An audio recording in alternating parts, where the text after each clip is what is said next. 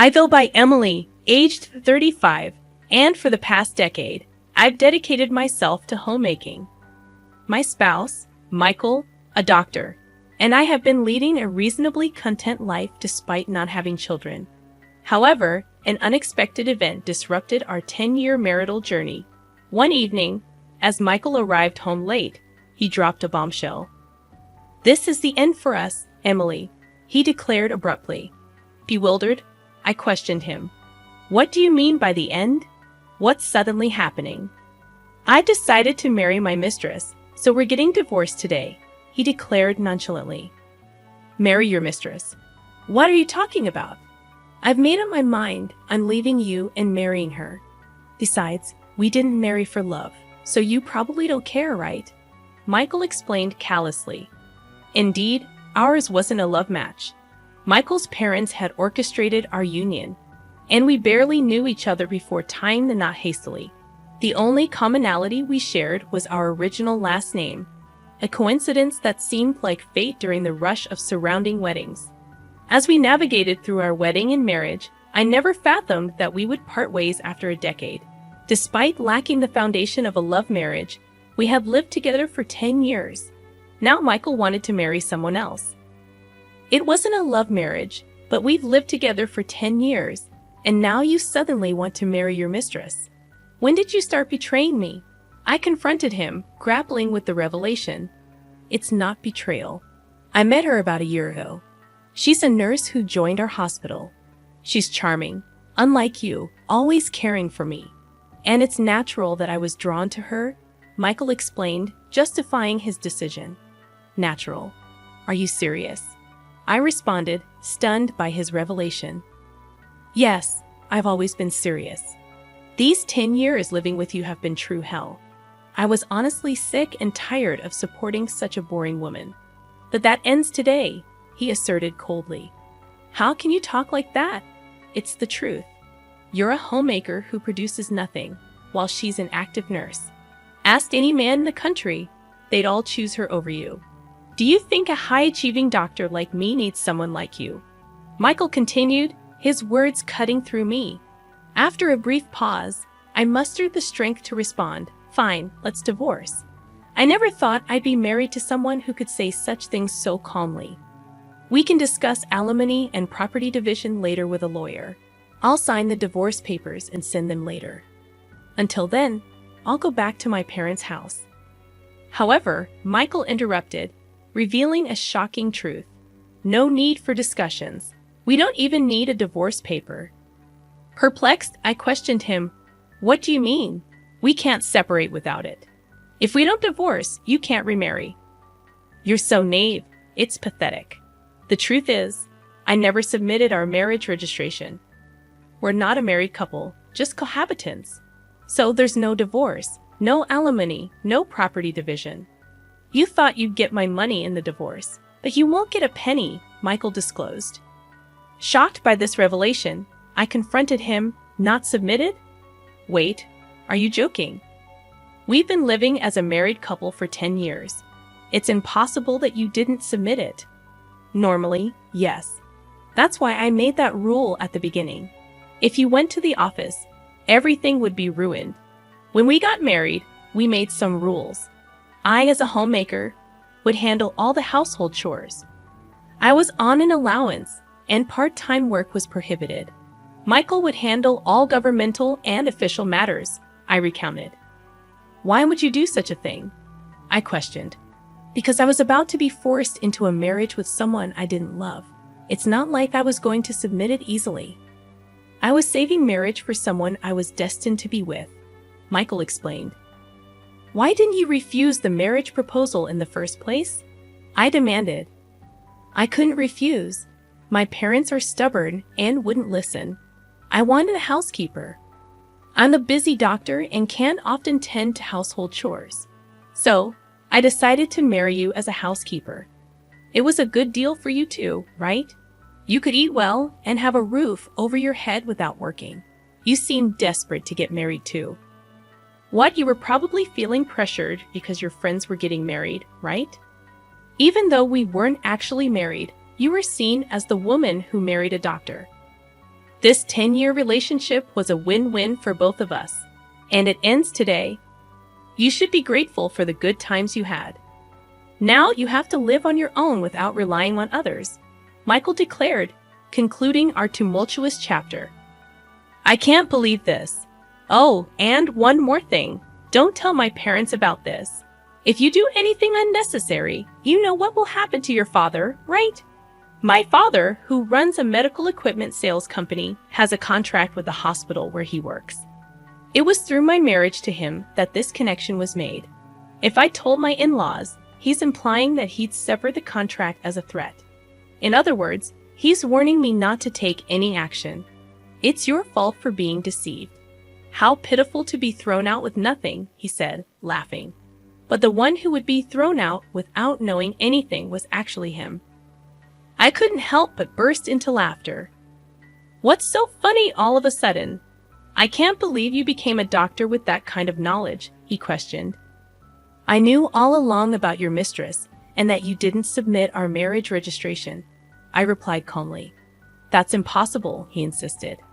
"That's why I've been preparing, waiting for the day you'd bring it up yourself." In fact, I had suspected his infidelity for the past 6 months, but I didn't have enough evidence to confront him. So I hired a private investigator to look into his affair. "Ma'am, there are 2 things I need to tell you. The first is that your husband is indeed having an affair. We got evidence of him entering a hotel with a nurse from his workplace. And the second is from their conversations. There's a possibility that you two are not legally married." "Possibility of not being legally married? What does that mean?" I asked, shocked. "I overheard your husband and his mistress at a cafe. He said they didn't need to worry about alimony or property division since they never submitted a marriage registration," the investigator revealed. I can't believe it. "We've been living as a married couple for 10 years.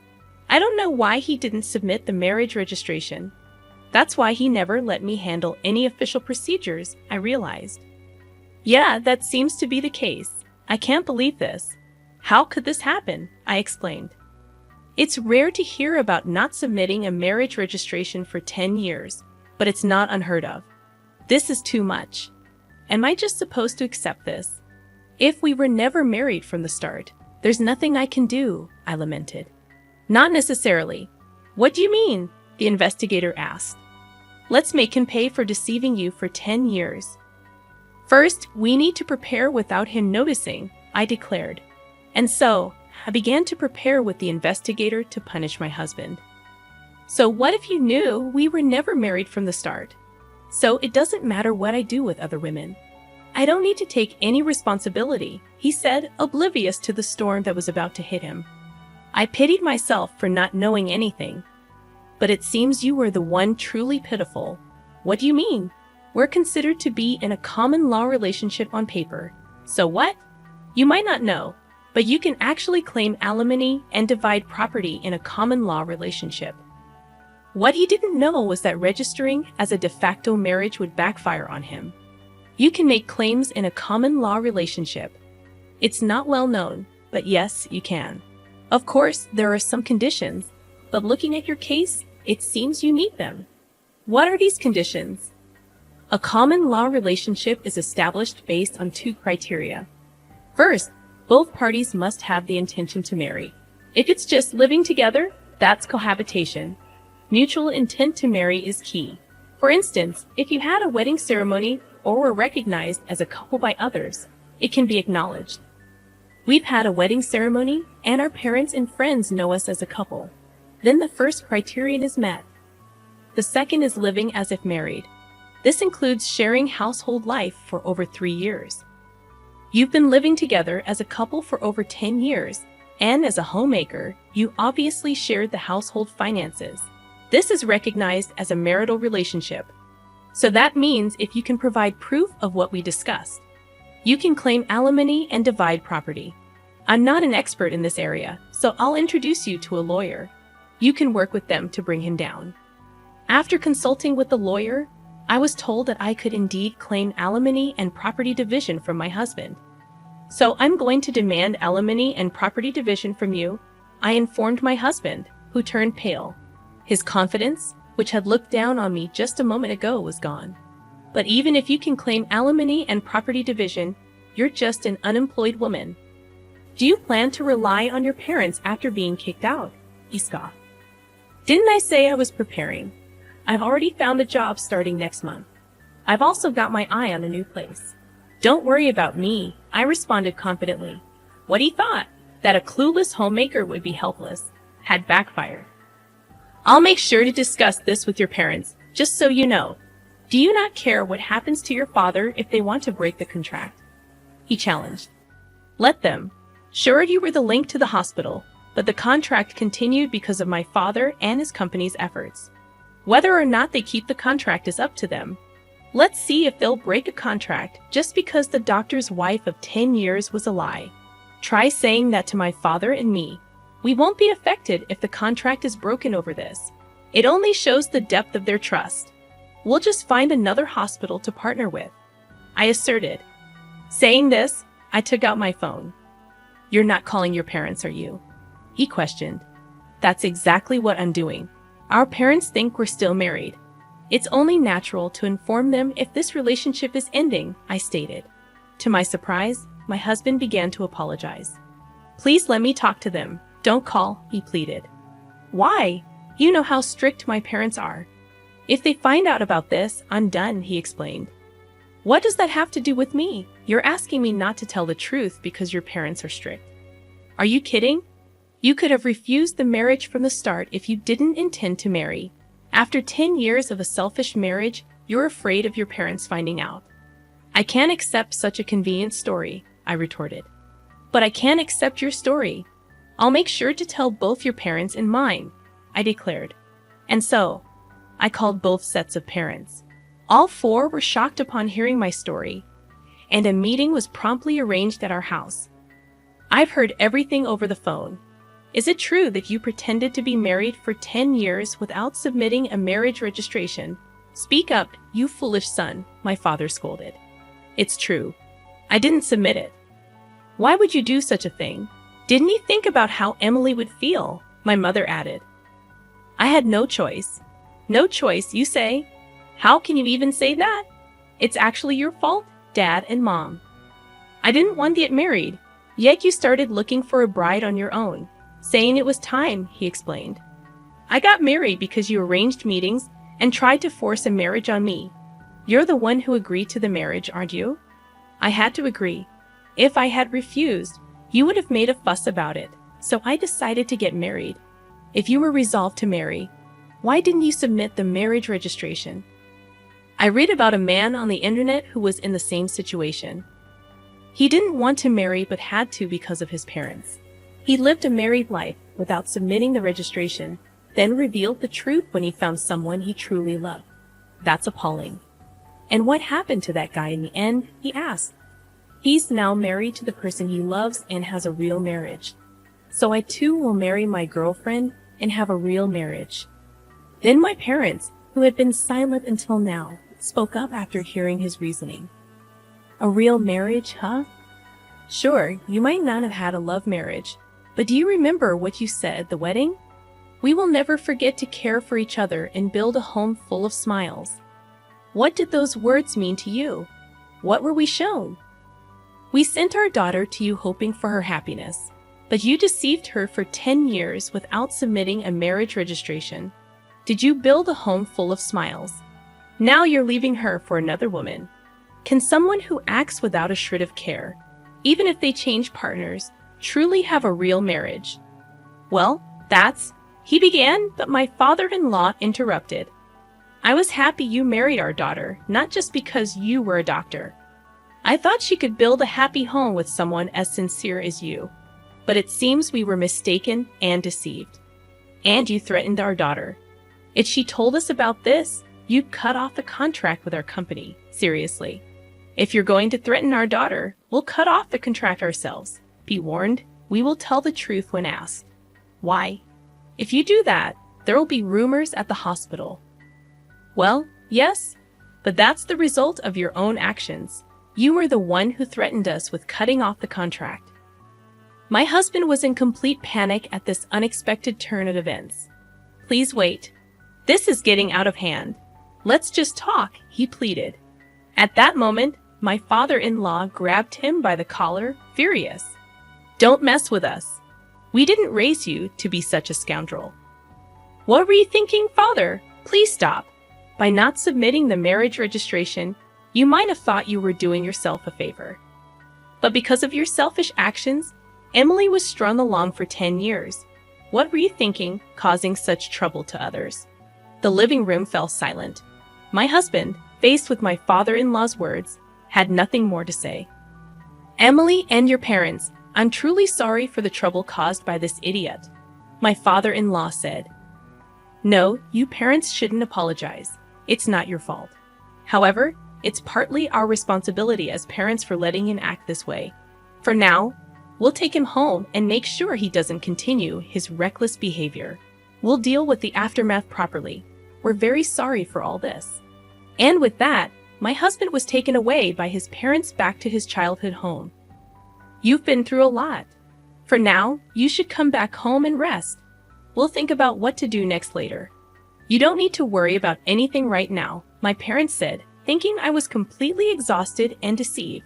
They spoke to me with such kindness. Thank you, but I won't go back home yet. I still have things I need to do. I declined their offer and stayed in my own home. What I had to do was prepare for the final settlement with my now ex-husband.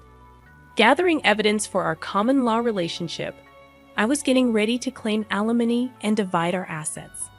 A few weeks later, a meeting with a lawyer was arranged. However, even if I agree with alimony, why should I divide my property? She's been a homemaker for 10 years, never working a day. All the furniture, clothes, food. I paid for everything. Now you're telling me to hand over the money I worked hard for, the furniture I bought. He ranted, unable to accept that his money would be shared with me. Yes, that's correct. The money you earned and the furniture are subject to property division, the lawyer explained. Why does it have to be like that? He protested. Who did the housework? While you were working, who cooked meals with the groceries you bought? That's irrelevant now. No, it's very relevant. A homemaker is entitled to property division because housework and child care have economic value. Speaking as a human, not just a lawyer, do you think housework is something anyone can do, that it's just expected of a homemaker? The reason you could live freely is because of her support. Don't get that wrong. And this situation is a result of your actions, yet you have the audacity to be selfish, the lawyer continued.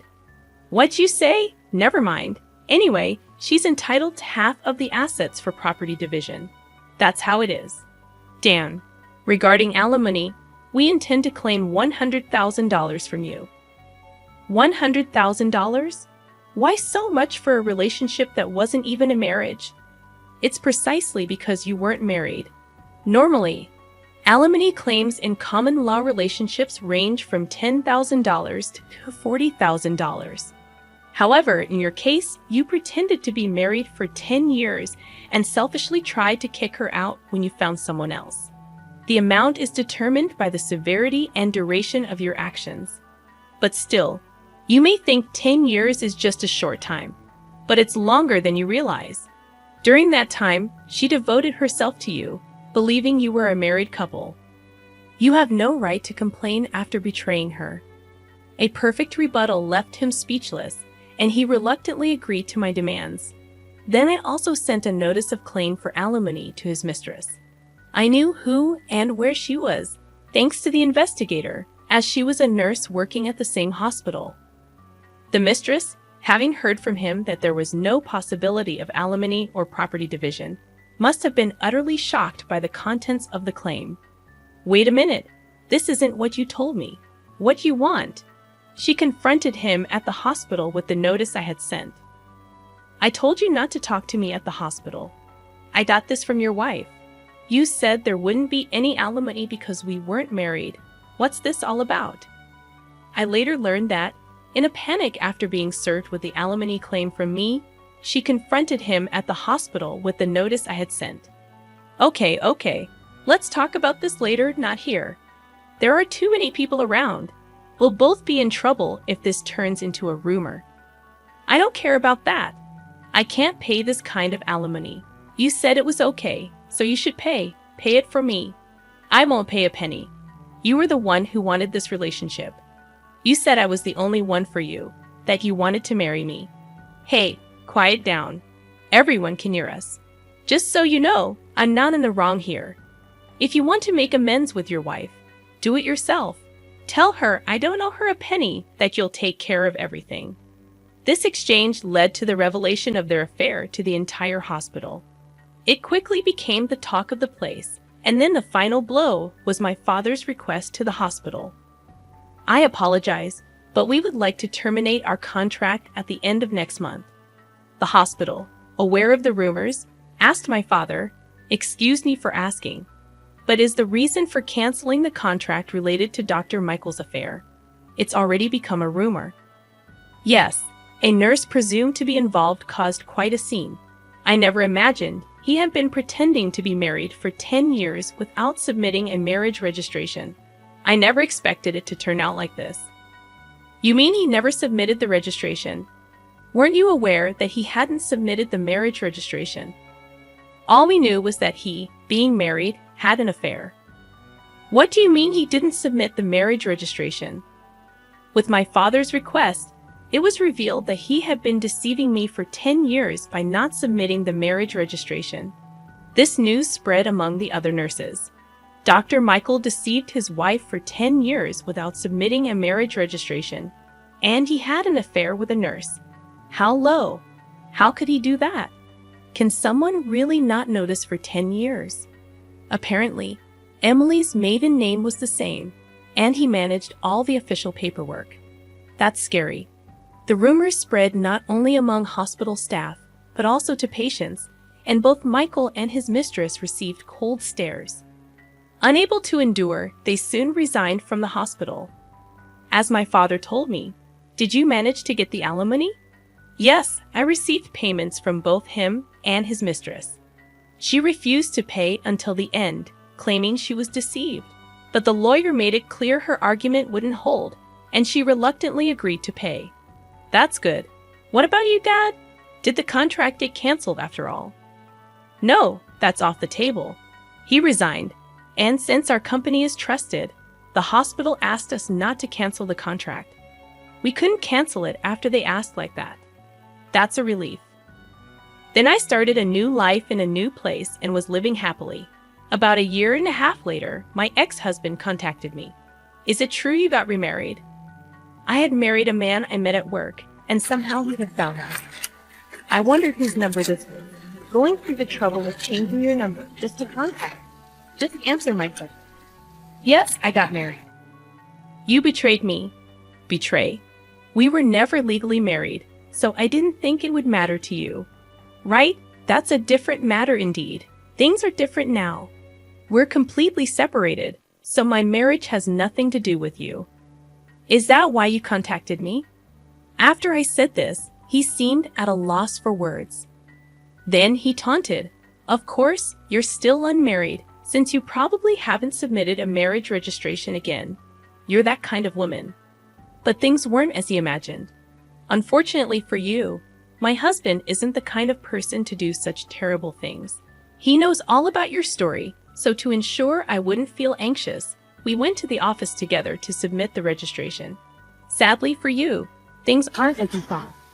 I can somewhat understand your wish for you to be independent, considering your own misery, but sorry for happily married. I told him this and hung up with him. What kind of life do you want? I don't know. But unless it changes his selfish nature, it's unlikely he'll ever find happiness.